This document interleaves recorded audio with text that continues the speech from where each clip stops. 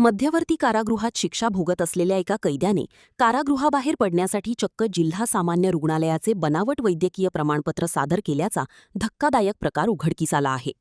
स्वप्नील अजावराव असे या 39 वर्षीय कैद्याचे नाव असून त्याने आपल्या वडिलांच्या आजाराचे खोटे कारण सांगून रजा मिळवण्याचा प्रयत्न केला. मात्र कारागृह प्रशासनाच्या सतर्कतेमुळे हा प्रकार समोर आला असून या प्रकरणी फ्रेजरपुरा पोलिसांनी फसवणुकीचा गुन्हा दाखल केला आहे. मिळालेल्या माहितीनुसार स्वप्नील अजावरब हा अमरावती मध्यवर्ती कारागृहात जन्मठेपेची शिक्षा भोगत आहे. त्याने कारागृहातून बाहेर येण्यासाठी पॅरोल रजेचा अर्ज केला होता. या अर्जासोबत त्याने जिल्हा सामान्य रुग्णालयाचे एक वैद्यकीय प्रमाणपत्र जोडले होते, ज्यात त्याच्या वडिलांना गंभीर आजार असल्याचे भासवले होते. कारागृह प्रशासनाला या प्रमाणपत्राबाबत संशय आल्याने त्यांनी पडताळणीसाठी हे पत्र रुग्णालयाकडे पाठवले. रुग्णालय प्रशासनाने या नावाचे कोणतेही प्रमाणपत्र दिले नसल्याचे स्पष्ट करताच कैद्याचे पितळ उघडे पडले. काही दिवसांपूर्वी देखील अशाच प्रकारे बनावट वैद्यकीय प्रमाणपत्रे सादर केल्याचे प्रकार उघडकीस आले होते. यावरून कारागृहाच्या बाहेर एखादी टोळीच अशा प्रकारची बनावट कागदपत्रे बनवून देण्याचे रॅकेट चालवत असल्याची शक्यता वर्तवली जात आहे.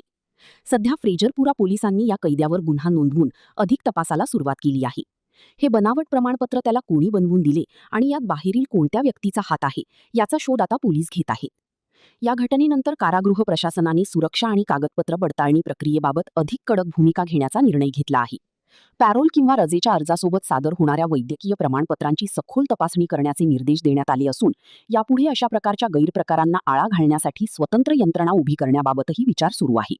तसेच रुग्णालय प्रशासनाशी थेट समन्वय साधून प्रमाणपत्रांची ऑनलाईन पडताळणी करण्याची यंत्रणा विकसित करण्याची शक्यता व्यक्त केली जात आहे.